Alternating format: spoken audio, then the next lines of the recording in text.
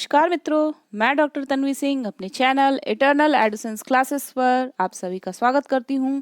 आज मैं भारतीय राज्य व्यवस्था के क्रम में लेकर आई हूं आपके लिए उच्च न्यायालय यानी हाई कोर्ट।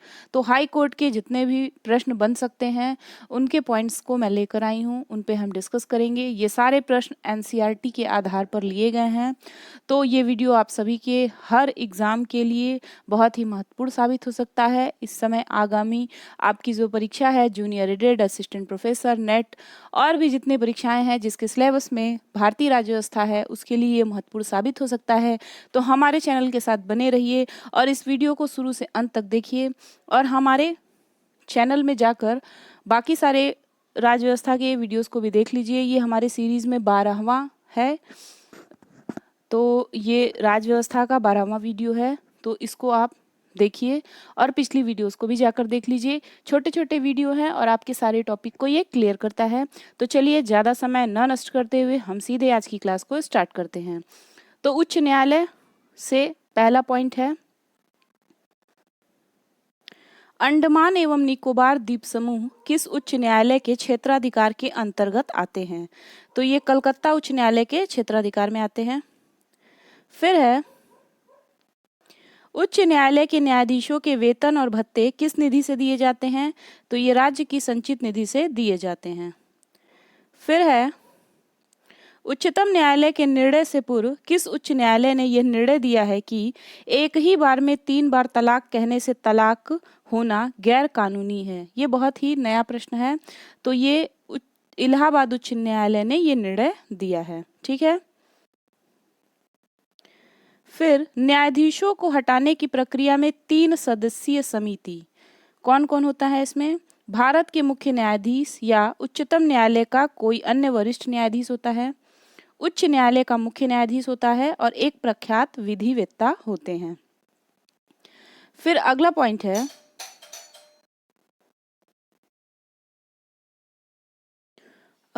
है, एक उच्च न्यायालय का न्यायाधीश अपना त्यागपत्र किसको संबोधित करता है? तो इसका आंसर होगा राष्ट्रपति। फिर अगला प्रश्न है, उच्च न्यायालय के न्यायाधीश की सेवानिवृत्ति की आयु क्या है? तो उनकी सेवानिवृत्ति की आयु है 62 वर्ष। ठीक है। फिर आगे देखते हैं, ये बहुत ही महत्वपूर्ण प्रश्न है। जब सर्वोच्च न्यायालय के किसी व्यक्ति अथवा संस्था को उसके दायित्व के निर्वहन हेतु रिट जारी करता है तो उस लेख को क्या कहते हैं? तो उस लेख को परमादेश कहते हैं। फिर अगला प्रश्न है, भारत में उच्च न्यायालयों की कुल संख्या कितनी है? तो भारत में उच्च न्यायालयों की कुल संख्या 25 है। ठीक है। संपत्ति का अधिकार वर्तमान में क्या हो गया है? वैधानिक अधिकार है, जिसकी रक्षा के लिए उच्च न्यायालय रिट जारी कर सकता है। ये लाइन बहुत इंपॉर्टेंट है, इसको याद कर लीजिए। अगला है, राज्य के उच्च न्यायालय का मुख्य क्षेत्राधिकार के अंतर्गत कौन सा अधिकार नहीं आता? परामर्श संबंधी क्षेत्राधिकार। पूछ रहा है कि राज्य के उच्च न्यायालय का मुख्य क्षेत्राधिकार, उसके अंतर्गत कौन सा अधिकार नहीं आता है? तो उसके अंतर्गत परामर्श संबंधी क्षेत्राधिकार नहीं आता है। फिर अगला पॉइंट है, अधीनस्थ न्यायालयों की कार्य पद्धति का परीक्षण कौन सी याचिका करती है? तो इसका आंसर होगा उत्प्रेषण। अधीनस्थ न्यायालयों की कार्य पद्धति का परीक्षण कौन सी याचिका करती है? तो इसका आंसर होगा उत्प्रेषण। ठीक है। फिर है, मूल अधिकारों का संरक्षण उच्च न्यायालय और उच्चतम न्यायालय दोनों की अधिकारिता में आता है। तो ये बहुत इंपॉर्टेंट है, इस लाइन को याद कर लीजिए कि जो मूल अधिकारों का संरक्षण है वो उच्च न्यायालय और उच्चतम न्यायालय दोनों की अधिकारिता में आता है। फिर है, भारत के संविधान के अनुसार जिला न्यायाधीश के अंतर्गत कौन सम्मिलित नहीं होता है? तो जिला न्यायाधीश के अंतर्गत अधिकरण न्यायाधीश सम्मिलित नहीं होता है। तो अधिकरण न्यायाधीश जो होते हैं वो जिला न्यायाधीश के अंतर्गत सम्मिलित नहीं होते हैं। अब हम लोग उच्च न्यायालय से संबंधित महत्वपूर्ण अनुच्छेद देख लेते हैं। ठीक है। अनुच्छेद 214, राज्यों के लिए उच्च न्यायालय की व्यवस्था। अनुच्छेद 215 उच्च न्यायालय अभिलेख के न्यायालय के रूप में, यानी उच्च न्यायालय अभिलेख न्यायालय के रूप में अनुच्छेद 215 निर्धारित करता है। अनुच्छेद 216 उच्च न्यायालय का गठन। अनुच्छेद 217 उच्च न्यायालय के न्यायाधीश पद के लिए नियुक्ति तथा अर्हताएं। अनुच्छेद 218 उच्च न्यायालय में उच्चतम न्यायालय से संबंधित कुछ प्रावधानों का लागू होना। फिर अगला है अनुच्छेद 219 उच्च न्यायालय के न्यायाधीशों की शपथ ग्रहण। अनुच्छेद 220 अस्थायी न्यायाधीश बहाल होने के बाद प्रैक्टिस पर प्रतिबंध है। फिर अनुच्छेद 221 न्यायाधीशों का वेतन, भत्ते इत्यादि। अनुच्छेद 222 किसी न्यायाधीश का एक उच्च न्यायालय से दूसरे उच्च न्यायालय में स्थानांतरण। अनुच्छेद 223 कार्यवाहक मुख्य न्यायाधीश की नियुक्ति। अनुच्छेद 224 अतिरिक्त एवं कार्यवाहक न्यायाधीशों की नियुक्ति। फिर है अनुच्छेद 224 ए उच्च न्यायालयों में सेवानिवृत्त न्यायाधीशों की नियुक्ति। अनुच्छेद 225 उच्च न्यायालयों का क्षेत्राधिकार। अनुच्छेद 226 कुछ रीट याचिकाएं जारी करने की उच्च न्यायालयों की शक्ति। अनुच्छेद 226 ए अनुच्छेद 226 के अंतर्गत केंद्रीय अधिनियमों की संवैधानिक वैधता पर विचार नहीं किया जाना, यानी निरस्त। फिर है अनुच्छेद 227 उच्च न्यायालय की सभी अधीनस्थ न्यायालयों का अधीक्षण की शक्ति। अनुच्छेद 228 उच्च न्यायालयों में कुछ मामलों का स्थानांतरण। अनुच्छेद 228 ए राज्य अधिनियमों की संवैधानिक वैधता से संबंधित प्रश्नों के विस्तारण के लिए विशेष प्रावधान। फिर है अनुच्छेद 229 पदाधिकारी तथा सेवक एवं उच्च न्यायालयों के व्यय। अनुच्छेद 230 उच्च न्यायालयों के क्षेत्राधिकार। अनुच्छेद 231 दो या अधिक राज्यों के लिए एक साझे उच्च न्यायालय की स्थापना। तो ये सारे महत्वपूर्ण अनुच्छेद थे, इनको आप ज़रूर देख लीजिएगा। अनुच्छेद थोड़ा याद करने में कठिनाई होती है, लेकिन आप बार बार सुनेंगे तो आपके दिमाग में बन जाएगा ना कि 214 से स्टार्ट हो रहा है, ठीक है। तो कहीं ना कहीं ऑप्शन ऐसे रहते हैं कि अगर आपको पता है कि कौन से अनुच्छेद किसके अंतर्गत आते हैं, कहाँ से स्टार्ट होते हैं, तो आप बड़े आसानी से सही उत्तर चुन सकते हैं। तो इसको ज़रूर देख लीजिएगा। अब ये लाइन देख लीजिए, ये बहुत इंपॉर्टेंट है। उच्च न्यायालय के न्यायाधीशों को पेंशन भारत की संचित निधि से दिया जाता है। ये याद रखिएगा कि उच्च न्यायालय के जो न्यायाधीश होते हैं उनको पेंशन भारत की संचित निधि से दिया जाता है। अब उच्च न्यायालय पीठ की अवस्थिति एवं क्षेत्राधिकार, ठीक है। तो हम अब सारे उच्च न्यायालयों को एक साथ देख सकते हैं। ये सब प्रश्न अगर आ जाते हैं तो हम लोग इस पे ध्यान नहीं दे पाते हैं। तो अगर आप मेरे वीडियो के माध्यम से इस टॉपिक को भी देख लेते हैं कि कहाँ कहाँ उच्च न्यायालय है, उसकी स्थापना कहाँ कब हुई थी, ठीक है, उनका क्षेत्राधिकार, उनका मुख्य पीठ या खंडपीठ कहाँ पे है, तो अगर इससे प्रश्न बन गए तो आप बड़े आसानी से कर पाएंगे।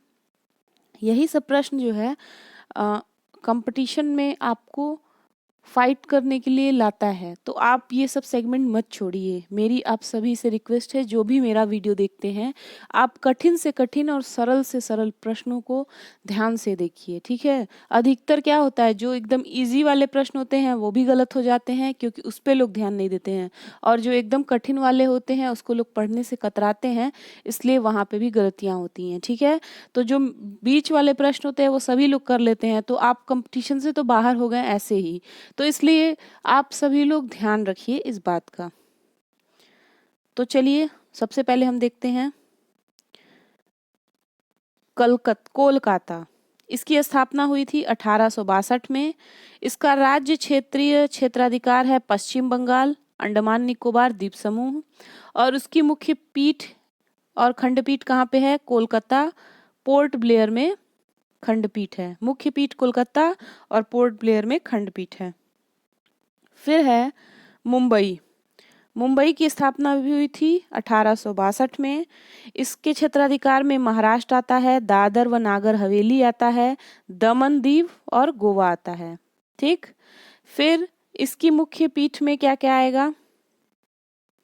इसकी मुख्य पीठ में आ रहा है मुंबई, नागपुर, पणजी और औरंगाबाद में खंडपीठ है इसकी, यानी इसका जो मुख्य पीठ है वो मुंबई में है और नागपुर, पणजी व औरंगाबाद में इसकी खंडपीठ है। फिर है मद्रास। मद्रास की स्थापना हुई थी 1862 में।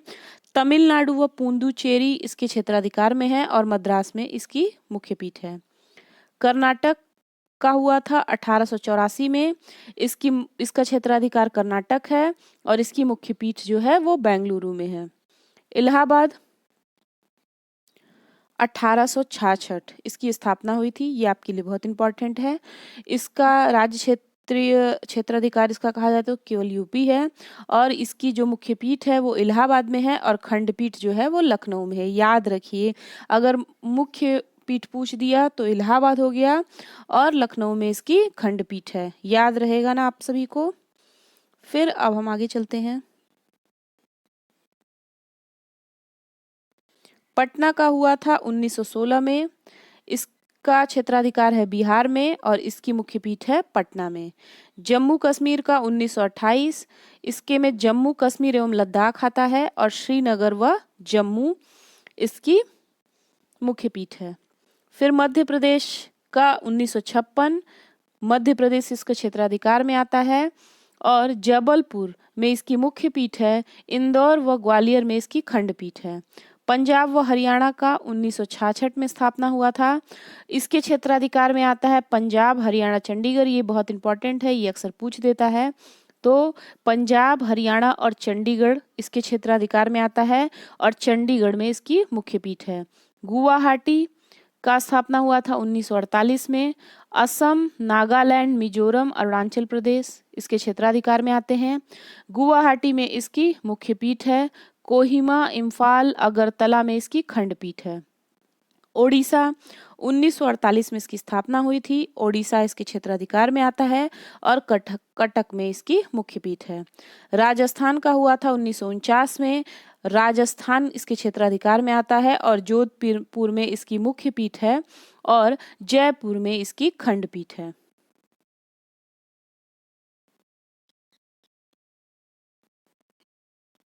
फिर आ जाइए केरल। केरल की स्थापना हुई थी 1956 में। केरल व लक्षद्वीप इसके क्षेत्राधिकार में आते हैं और इसकी मुख्य पीठ है एर्नाकुलम में। गुजरात इसका 1960 में स्थापना हुआ था। गुजरात इसके क्षेत्राधिकार में है और अहमदाबाद में इसकी मुख्य पीठ है। दिल्ली का 1966 में हुआ था। दिल्ली इसके क्षेत्राधिकार में आता है और दिल्ली में इसकी मुख्य पीठ है। हिमाचल प्रदेश 1967 में स्थापना हुई थी। हिमाचल प्रदेश इसके क्षेत्राधिकार में आता है और शिमला में इसकी मुख्य पीठ है। सिक्किम 1975 में इसकी स्थापना हुई थी। ये पूछता है, ये बहुत इंपॉर्टेंट, इसको जरूर देख लीजिएगा। इसकी स्थापना 1975, सिक्किम इसके क्षेत्राधिकार में आता है और गंगटोक में इसकी मुख्य पीठ है। छत्तीसगढ़, उत्तराखंड और झारखंड, ठीक है, इन तीनों की स्थापना 2000 में हुई थी, ये याद रखिएगा, ठीक है, ये बहुत इंपॉर्टेंट है। तो छत्तीसगढ़ के क्षेत्राधिकार में छत्तीसगढ़ आता है और इसकी मुख्य पीठ जो है वो बिलासपुर में है। उत्तराखंड के क्षेत्राधिकार में उत्तराखंड आता है, इसकी मुख्य पीठ नैनीताल में है। और झारखंड के क्षेत्राधिकार में झारखंड आता है और इसकी मुख्य पीठ रांची में है। इन तीनों की ही स्थापना 2000 में हुई थी, ठीक है।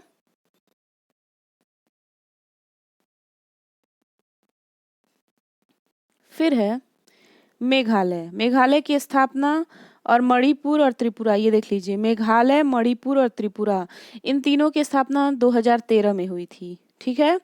तो इसको मैं एक बार बता देती हूँ। मेघालय की स्थापना 2013 में। मेघालय इसके क्षेत्राधिकार में आता है, इसकी मुख्य पीठ है शिलोंग। मणिपुर इसका भी 2013 में हुआ था, इसके क्षेत्राधिकार में मणिपुर आता है और इसकी मुख्य पीठ जो है वो इम्फाल में है। फिर त्रिपुरा, इसकी स्थापना भी 2013 में हुई थी, इसके क्षेत्राधिकार में त्रिपुरा आता है और इसकी मुख्य पीठ जो है वो अगरतला में है। अब तेलंगाना और आंध्र प्रदेश, ये दोनों नए हैं। तो तेलंगाना का 2019 में हुआ है और आंध्र प्रदेश का भी 2019 में हुआ है। तेलंगाना के क्षेत्राधिकार में तेलंगाना आता है और आंध्र प्रदेश के क्षेत्राधिकार में आंध्र प्रदेश आता है। अब इनकी मुख्य पीठ कहाँ कहाँ है, तो तेलंगाना का याद रखिएगा हैदराबाद में है और आंध्र प्रदेश का है अमरावती में। अब यहाँ पे एक विशेष है, उसको देख लेते हैं। 8 केंद्र शासित प्रदेश विभिन्न राज्यों के उच्च न्यायालय के अंतर्गत आते हैं। ठीक है,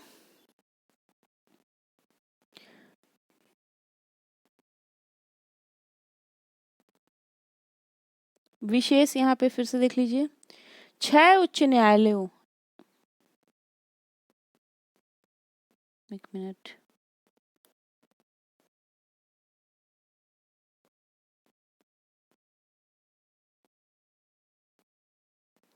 छह उच्च न्यायालयों इलाहाबाद, बॉम्बे, गुवाहाटी, मध्य प्रदेश, मद्रास और राजस्थान की एक अस्थायी खंडपीठ है। ठीक है, फिर अगला पॉइंट है, केवल कर्नाटक उच्च न्यायालय मुख्य पीठ बेंगलुरु में है। ठीक है, कि 2 सर्किल खंडपीठ है, धारवाड़ और गुलबर्गा। ये ध्यान से देखिएगा, केवल कर्नाटक उच्च न्यायालय मुख्य पीठ बेंगलुरु की 2 सर्किल खंडपीठ है, धारवाड़ और गुलबर्गा। तो आप इसको सुने रहेंगे तो आपको अगर एग्जाम में आ गया तो आपको क्लिक करेगा, बहुत इसको डिटेल में जाने की जरूरत नहीं है। फिर अब आगे पॉइंट देखते हैं। निवारक निरोध के अंतर्गत एक व्यक्ति को बिना मुकदमा चलाए कितने समय तक बंदी बनाकर रखा जा सकता है? ये बहुत ही इंपॉर्टेंट प्रश्न है, इसको याद कर लीजिए कि निवारक निरोध के अंतर्गत एक व्यक्ति को बिना मुकदमा चलाए कितने समय तक बंदी बनाकर रखा जा सकता है? तो इसका आंसर है 3 माह तक।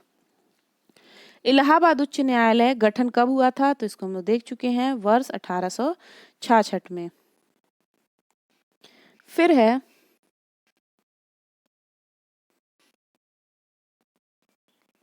न्यायालय में कार्यवाही लंबित होने की दशा में लागू की जाती है।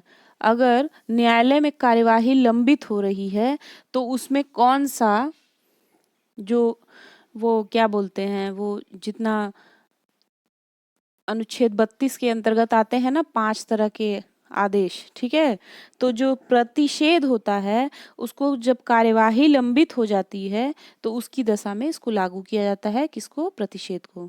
उच्च न्यायालय, ये बहुत इंपॉर्टेंट है, उच्च न्यायालय की अधीक्षण शक्ति में सैन्य न्यायालय शामिल नहीं है। उच्च न्यायालय की अधीक्षण शक्ति में सैन्य न्यायालय सम्मिलित नहीं है। अब हम यहीं पे एक पॉइंट देख लेते हैं। उच्च न्यायालय की प्रथम महिला न्यायाधीश अन्ना चांडी थी। कौन थी?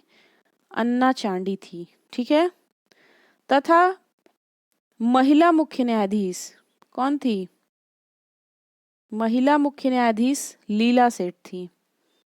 तो इन दोनों प्रश्न में अंतर ये है कि उच्च न्यायालय की प्रथम महिला न्यायाधीश अन्ना चांडी थी। उच्च न्यायालय की प्रथम महिला न्यायाधीश अगर पूछेगा तो अन्ना चांडी थी और प्रथम महिला मुख्य न्यायाधीश पूछेगा तो लीला सेठ थी। तो ये थे आपके सारे उच्च न्यायालय से प्रश्न। ठीक है, हमने उच्च न्यायालय से संबंधित जितने पॉइंट्स हैं उनको क्लियर कर दिया। उसके बाद जितने अनुच्छेद थे उन पर भी डिस्कस कर लिया। फिर जितने भी उच्च न्यायालय हैं, टोटल कितने हैं? 25 हैं, उन सभी पर डिस्कस किया कि किसकी स्थापना कब हुई थी, किस इसके क्षेत्राधिकार में आता है, इसकी मुख्य पीठ कहाँ है। इसको याद करना थोड़ा कठिन है, लेकिन अगर आप याद कर लिए तो समझ लीजिए आपका एक बहुत ही कठिन टॉपिक तैयार हो जाएगा और इसमें से कभी भी कोई भी प्रश्न आएगा तो आप बड़े आसानी से कर पाएंगे।